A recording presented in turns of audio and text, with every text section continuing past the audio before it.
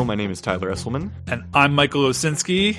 And you are listening to This One Goes to 11. This One Goes to 11! We're back, everybody. We're so back. It's the podcast. It's the podcast where we invite our friends, family members, members of our community, people we get introduced to, people we meet on the street. We invite them into our virtual living room to make their case for what they believe is a perfect album. So perfect, in fact, Tyler and dear listeners, a 10 out of 10 just is not good enough. Nope.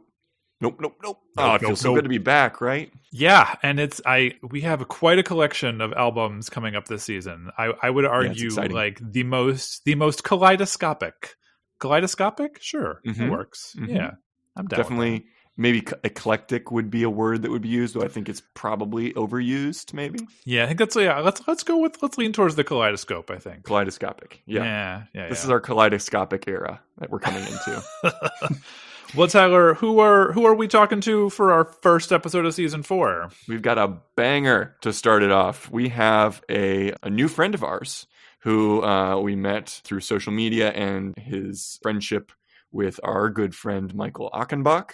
It is Mr. Evan Sawdey. Evan Sawdey is the interviews editor for Pop Matters and a contributing writer to Entertainment Weekly, Spin Magazine, Yardbarker, and many more.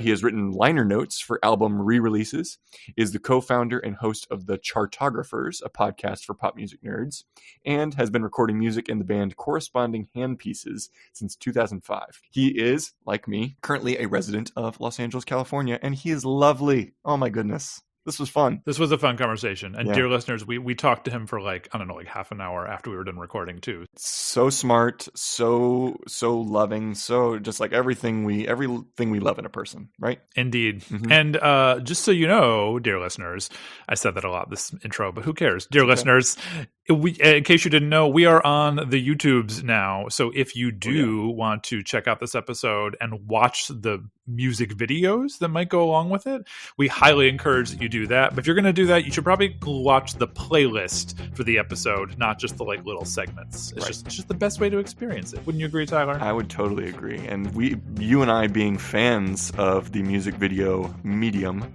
noted fans of music videos, it's nice to move into that space. Very, very exciting. Continual growth. That's what we're going for, right? Yeah. Well, without further ado, why don't we just get right to the episode, Tyler? What do you think? Let's shall.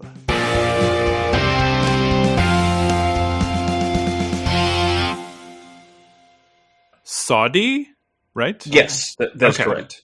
Awesome. Okay. Because based on your Instagram name, I was like, maybe it's Sawdey. Oh yeah, no. When I was interviewed for a Norwegian magazine once, and they published my last name as Sawdey, which was so awesome. But it's I get it. It's a common thing. No, Evan Sawdey. Sawdey. I'm a smooth operator. What can I say? Well, with that, you just gave us so much good material to start this episode, Evan. Evan Sawdey, welcome to This One Goes to 11. Hi, how's it going? Going well. Good. It's so good. So you're our first guest of season 4. Oh, fantastic! How does it feel on your end to have something that has lasted 4 entire seasons? Well, I think it's a little surprising. Maybe I'm not surprised that we've had the wherewithal to do this, but it's like, I mean, you were saying before we started recording, it just keeps going, right? Mm-hmm. And I credit Michael largely for that. Man, he's an administration machine, Osinski. I mean, as long as we can keep getting people to keep joining us, we'll keep on doing this. So yeah, for sure. We can't thank you enough for coming on today, and it's particularly because you're not somebody that we knew before. The power of social media and mutual friends connecting us, it's a pretty beautiful thing to have the podcast be growing in that direction as well. Or maybe your podcast is just getting so much more popular that, people are just adding on, strangers in the streets, jumping on, waiting for the opportunity to talk about Aaliyah. You never know. It's a wonderful, joyous thing. I would love that. I would love to talk about Aaliyah. Oh my God. That would be a good one. People, if you're listening, if you care about Aaliyah, tell us. Let us know. We'll talk to you about it. Well, Evan, please tell us, what album hath thou brought before the tribunal today?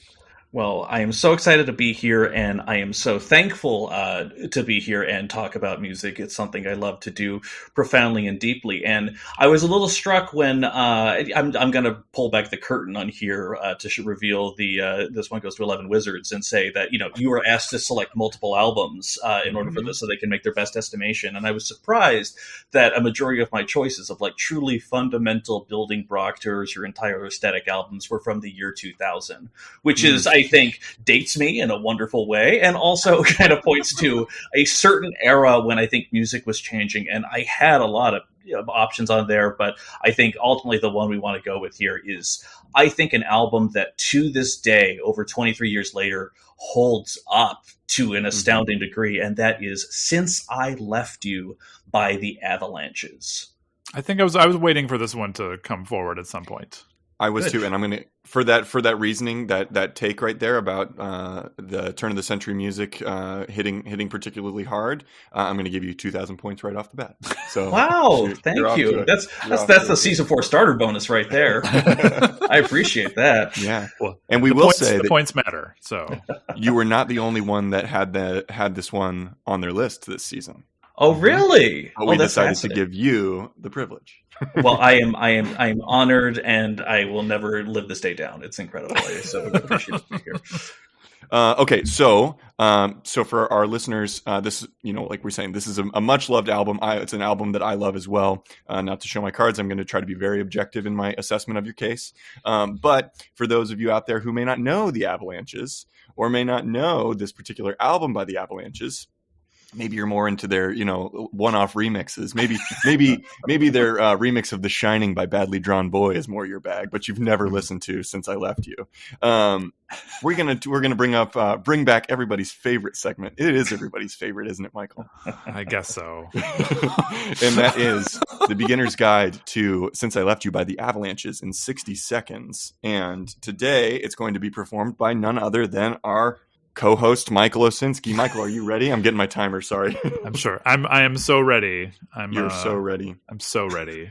Well, then Evan. You're going to have an opportunity to assess his summary of the band and the album. But first, Michael, let's give it a whirl. You ready? Yep. 3, 2, 1, go. G'day, mates. The Avalanches got started in Melbourne in 1994 as a noise punk band called Alarm 15. They disbanded and started a new project, mixing together a lot of junk store records and calling themselves Swinging Monkey Cocks, then Quentin's Brittle Bones, before arriving at the Avalanches. They toured with an eclectic lineup of acts, including Beastie Boys, Public Enemy, Stereolab, and Beck, before making their plunderphonic disco pop masterpiece Since I Left You in 2000. Described by New York Times writer Lindsay Zolads as, quote, a 1960s beach party painted by Hieronymus Bosch, it features nothing but samples. 3,500, in fact, according to co-producer and band member Robbie Chatter, ranging from Sergio Mendes to Raekwon to Madonna to the Canadian comedy duo Wayne and Schuster. Pitchfork put it in their top 10 albums of the 2000s, and The Roots' Questlove considers it one of his top 10 albums of all time.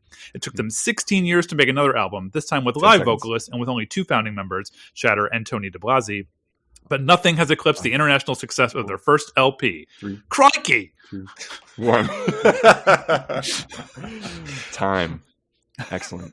Oh, we're back, baby. We are back. I just wanted to say I did consider briefly doing the whole thing in an Australian accent, but I don't know if all you listeners know, but my husband is a dialect coach, and that would have given him great pains. So I did not do that. I just did a little teaser. All right. Well, what'd you think of that, Evan? How did that strike you as a little taste of the Avalanches and the context around this album of theirs on any scale?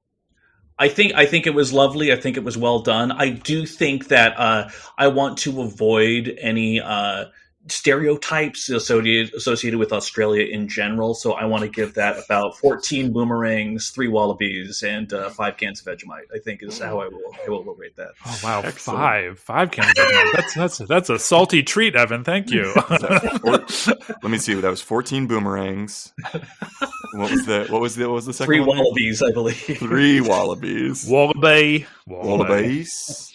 And then what was it? 4 cans of Vegemite. 5.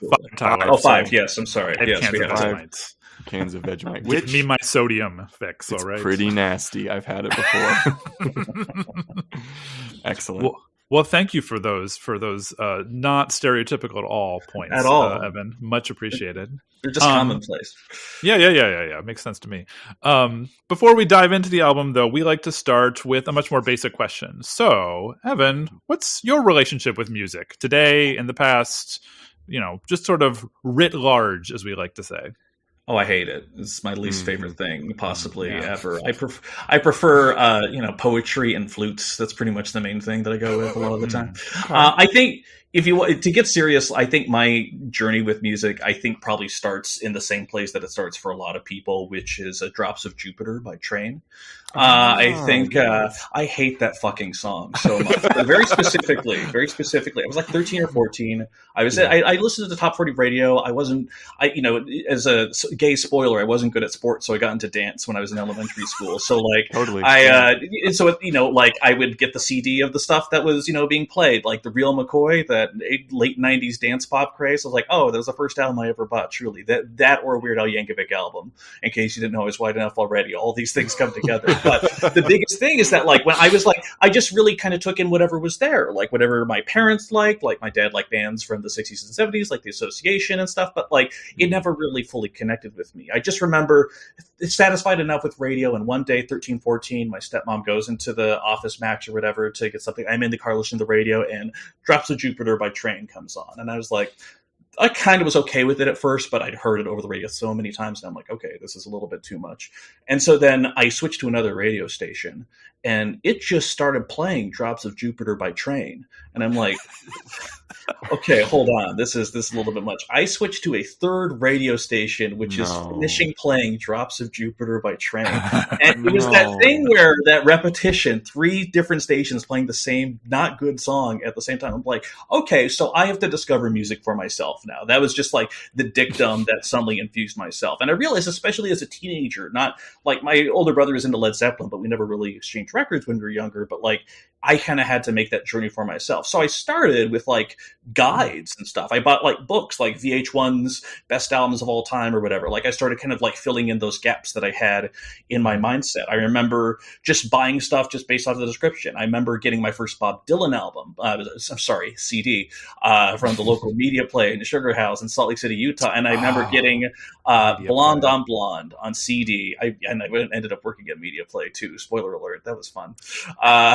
And I got that. I'm put it in my Walkman. I'm like, Blonde on Blonde, greatest songwriter of all time. Let's go. Very first song. Everybody must get stoned. And I'm like, this is it. This is the greatest songwriter of all time. And then the rest of the album starts unfurling itself. But I then just kind of had this reckless abandon, this kind of insatiable thing of there's so much.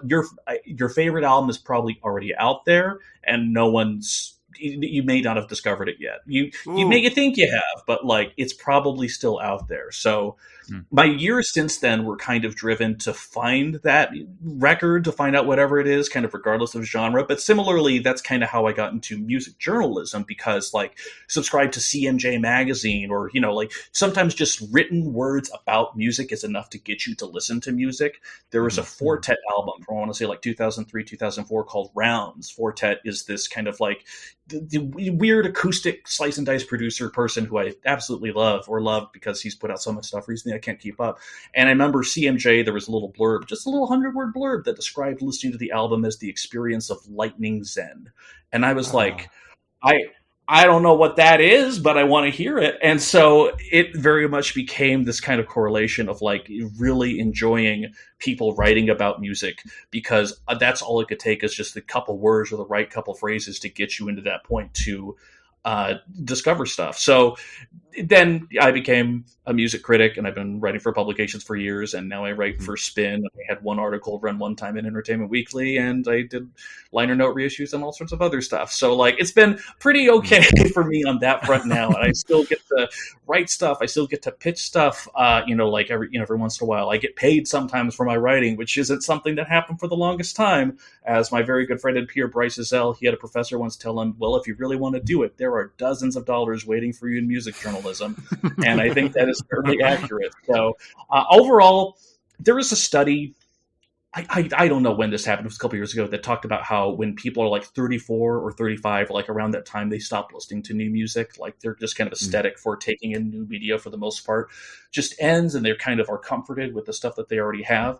And I don't think that's true. I think maybe if that study was true, I think some of us might be exceptions to the rule, but I'm always curious for more. I always want to hear it because the right album can change the trajectory of your life. And I think when you listen to the stories of people who have been on this podcast before, people who, when it was a Frank Ocean album or Janelle Monáe or some stupid band like Radiohead, I feel like they can really ultimately, I mean, truly, it will affect and change how they see. Seeing a live performance of your favorite act of all time can be a euphoric experience, like I had in 2016 seeing Radiohead perform during Lollapalooza. And when they broke out into No Surprises, turning around to my friend who was not expecting that in the set and like, oh, we're hearing it live right now. Like it's that kind of thing that is the fundamental connection that we have. So yeah, music, I give it, 8 out of 10.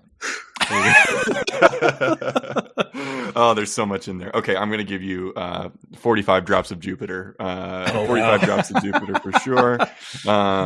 For that on that trajectory. Yeah. And then I just love your favorite album is out there, but you probably haven't discovered it yet. So 999 points for that. I feel like the point deficit is hugely in my favor right now. We gotta balance it out. You're doing all right. Okay. I want to touch on what you're saying about music writing being such a like an access point for you in your discovery of music over the years, because obviously it's what you do. Looking back over over some of your work on Pop Matters, there's just such a wide variety of music that you're writing about. I had a friend who was like, I don't intellectualize my love for music like you do, is what she said to me. And I was like, oh, do I do that? I was like, oh, I guess I do that. And for me, it's just, I guess, something that happens naturally. Is it something that do you feel like you intellectual? I mean, obviously you have podcasts and you write about it, but does it feel like intellectualizing it for yourself, or does it feel like something different when you write about music or when you read about it? I think that for the longest time, I back in my college dorm room when I first got my first ever writing for Pop Matters, because I came up from the real streets of real music criticism, which is writing your own reviews for Amazon releases that were relatively obscure, so you get a lot of upvotes. The thing is, I remember I would just I like the name of this band, send me that CD. Like I just would take anything that would come on and I would just write blurbs and full-length things right there. If I look back, and I think if any critic is truly worth their salt, they will look back and properly cringe at some of the things they've written, some of the things they've said, some of the things they've grossly misinterpreted for the sake of. Because I feel like, especially in the mid-2000s, 2010s, there was a little bit more of a sass to music criticism right before kind of the rise of poptimism as we know it. And which some people have a phrase is a bad word, but really the truth of the matter is you know what? Pop music can be just as good as R&B and can be just as good as classical. It's a different form, it's a different media, but just because one is viewed on a certain classist scale doesn't mean it's not applied with brilliance or conciseness or imbued with emotion and talent and whatnot. I just barely did a feature about the different ways the Beatles changed the world. It wasn't my pitch, but I'm like, sure, I can absolutely do that. And it was this thing where one of the things I was like, they changed the way critics talked about music, because rock music existed. Elvis Presley was around, but he was obviously dismissed for being a lewd hip thruster of a man. And also, what else did he do with his career outside of his music? Oh, he made insanely shitty movies. So many bad movies.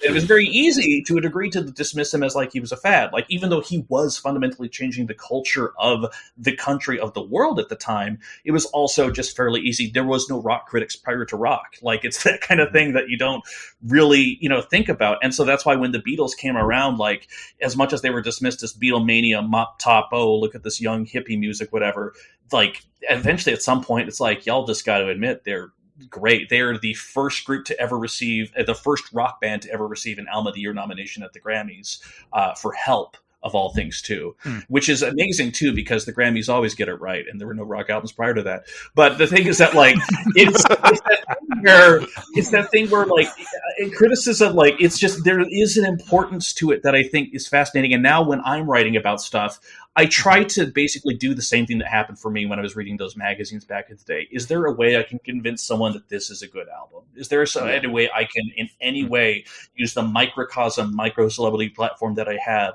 to get a single album into someone's ears that I think is fantastic, that deserves attention?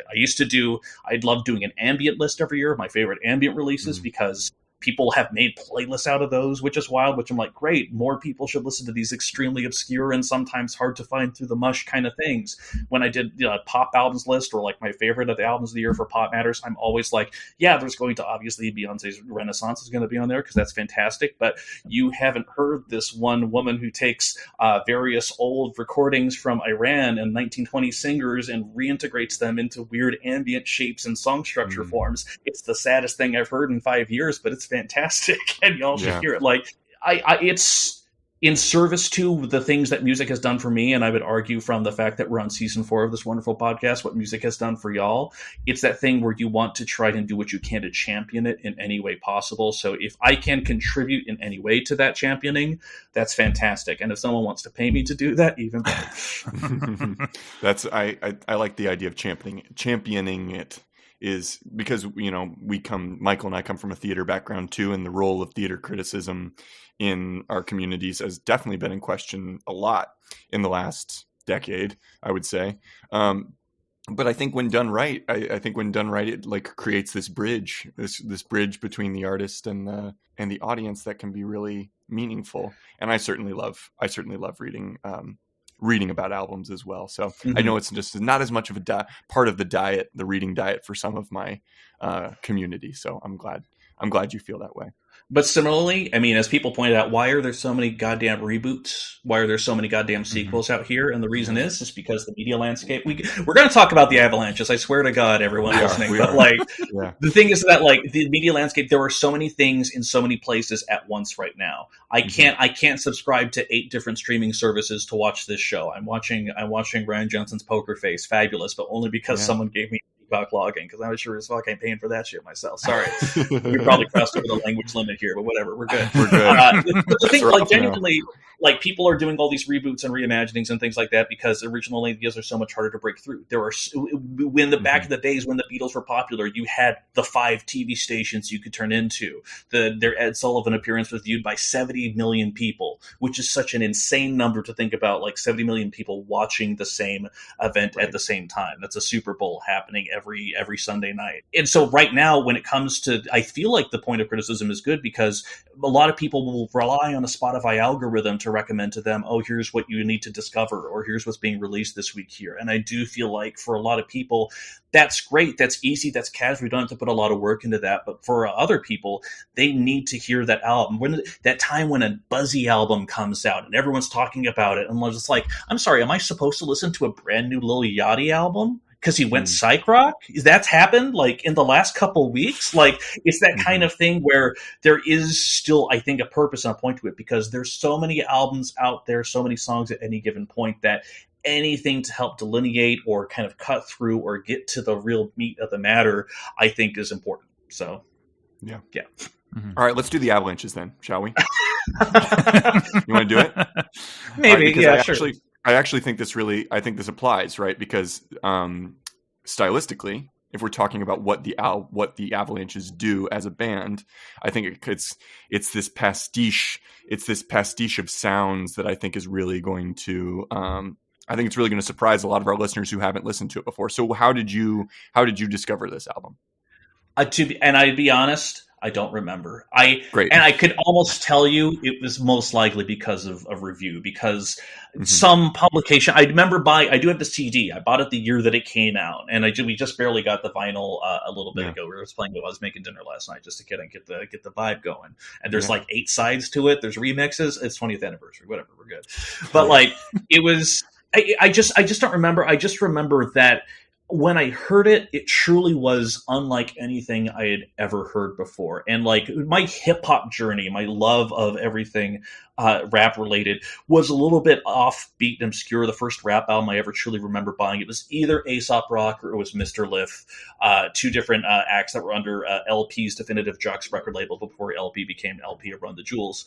And I was just like, I love storytelling. I love these different things. But then when I heard DJ Shadow's Introducing, when I heard this album that was like truly a record made out of nothing but just other found sounds put together and recontextualized in a new shape. It was moody, it was dark, and I was just fascinated by it. And then I hear the Avalanches kind of doing the same thing. They call it plunder phonics. I don't really love that term as a genre. It's just weird to me. But like, just kind of like putting stuff together and rearranging stuff into new sounds, which is its own art. And hearing this for the first time, it's kind of like DJ Shadow, but like happy. It's kind of, it was like, but it was upbeat. And it was that kind of thing where, because they're using these, for anyone who hasn't heard it, it's just literally samples stacked on top of each other and rearranged and cut and put in these different spaces and slices. And it's that thing where I don't know the Osmonds too well. And yet there's a sample of there's the bass line from Holiday by Madonna. There's all these different like elements that are familiar enough. And one person, a critic who I've forgotten who wrote it or where it was from, but they describe this album as, when you're listening to it, it is familiar and new at the exact same time. Yep. And it's this headspace album where there's lyrics, but they're from other places. There's music from every genre you could possibly imagine, just hitting and plundering upon each other and bumping heads. But it sounds like it could be chaos. But the brilliance of the album, and why I think it's an incredible listen, is because there is a cohesion to it. And we will get into it right now, but I will say my favorite part of this album is something that goes to my favorite albums of all time, which is, two things will make a favorite album of all time. One, when your favorite song changes. When like you've had your favorite song for the past 3 years, and then 5 years on, like, you know what? Black Star off of the Bends by Radiohead. That's my favorite song on the album. Sorry, Just. Like, it's just that thing where like it changes over years, and then it will change back or whatever. And then the other thing is the rarest of all things, and this is what the Avalanches Since I Left You has in droves, which is you will hear something new every time you hear it. Yeah. And not every record has that. As an album comes out and you age and you get more life experiences, your relationship to that album can change. It can either be a nostalgic thing, or it could be something where it just, it evokes something, or it has new meaning for you, or maybe you look back and like, God, I was really into that. It just kind of like, this is a static piece of art, and well, you are the one that's changing. And here, this is a piece of art that is changing. I was listening to it in my headphones last night, and I heard a sample I'd never heard before. It's a little like kind of vocal, like root trill thing. And I'm like, fuck, like 23 years later, I'm still discovering something new about it. That was my relationship with it. I'm super curious to what y'all's are. Here. First off, you get 6,000 points for familiar and new at the exact same time. Yeah, for that other person, we're gonna mail it to them when I remember who they are through the hypnosis thing. I always love when we listen to these albums, when I can come up with some sort of metaphor for the experience. And so when I was like prepping the intro and I found that Hieronymus Bosch quote, I was at 60s Beach Party painted by Hieronymus Bosch. I was like, yeah, that does something there. Because what I had been thinking beforehand was, it reminded me of, and this is not, I hope you won't take this the wrong way.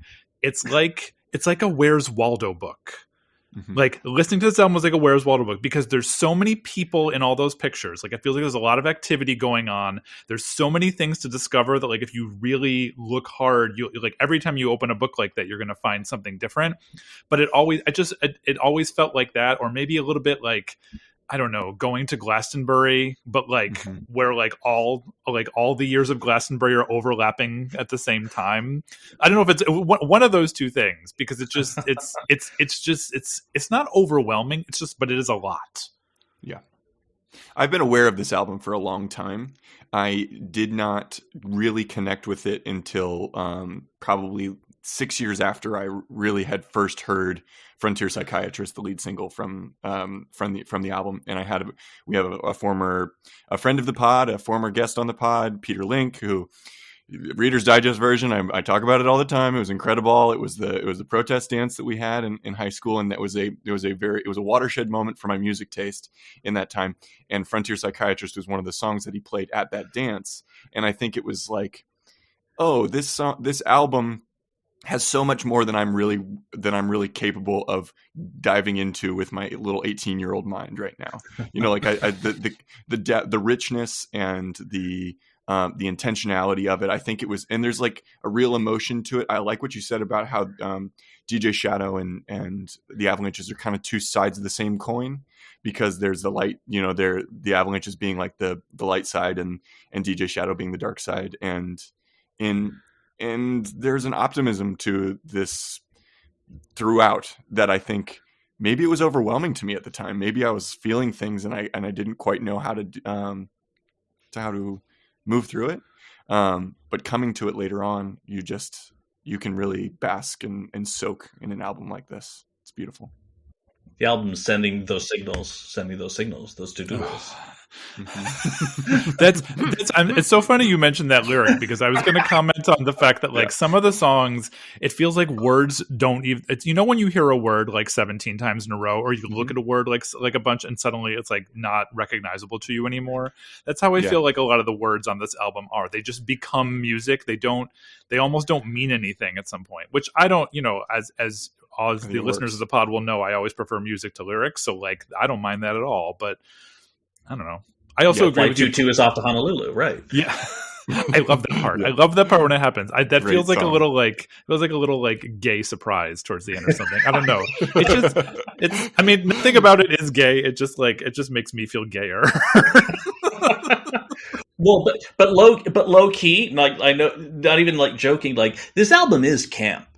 Like, I think that's the thing where, like, it very is, much. While DJ Shadow, when he is looking for a soul sample and setting it to, like, a space drum and bass kind of thing that's going around, and just, like, pianos are coming in and out and are maybe terrifying or what have you, like, there's a space for that. There's a space for moodiness. There's a space for, I mean, truly, like, all those things. But, like, here, this is a record where, with the Avalanches, it's taking from like these places, from these 1950s records, from these 1960s bossa nova sounds, from these weird kind of Wurlitzers that sound like they belong in a Brazilian carnival, and tossing it into this insane blender. It sounds like the samples are coming from old films, but I don't really know for sure if they're from that or from records or whatnot. But again, it's kind of that, like, when someone says like an old film, they might think of Casablanca, they might think of, sparkling dialogue or whatnot.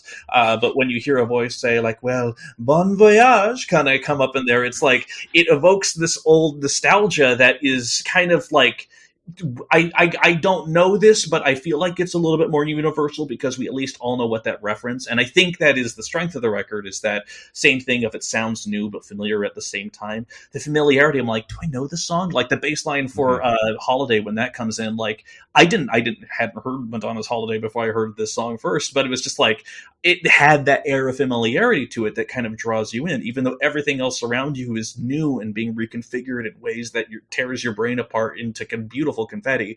Like it's still, there is that familiarity is so helpful as a landing pad. Just as how like, oh, I hate this band, but then you hear that one song, that one single that takes you in, like that just absolutely, when I hated the 1975 until I saw them live, and then I heard one of their songs off of I Like It When You Sleep for So You're Beautiful, and just like, oh fuck, they're good. Like it's just like you need that gateway moment on here, and I feel like this record, because of its vibe, because of this warm, bubbly welcomeness, got the bubbly, sparkly, it just invites you in. And I feel like it's hard to hate. It's just such a warm thing. It may not be your vibe at the moment too, but like, I don't think anyone can deny that there is clearly artistry at play. And also, for what you said earlier, Tyler, I want to give you at least 2,000 doodles. So at the very least, I want to make sure we're properly distributing things. You can give me points too. I want to tell you what I gave you: 14 flamingo. Well, hold on, I gave you 6,000 points for familiar and new at the exact same time. I think I told you that. But then I gave you 14 flamingos for it being camp for sure. Oh well, and then 700 points for tearing your brain apart into beautiful confetti, because that is sort of the experience of it in a way. Yeah. Yeah, I think it's time for us to listen to a song. Evan, what have you chosen as the standout track? I feel like this is an album experience. The fact that there's singles and individual tracks is insane to me because it just truly feels like a record experience. And I was so tempted to go with Ita because I feel like that is one of the more dramatic moments on there, which I thought was just a great way to highlight the other facets of this record for people that are only familiar with like Frontier Psychiatrist. But I had to go with the OG. I had to go with the closing track. Extra Kings, a song that uses the exact same string sample that Jans Lankman used on his album Night Over Kedora. I can't remember the name of it, but like one of the songs, and I remember With Every Kiss, the opening track on there, the exact same string sample. I heard it years after the fact, but it's like I will never get over how it was used here in this beautiful closer, Extra Kings. All right, well, let's listen to it, and then we'll talk some more about it after we come back.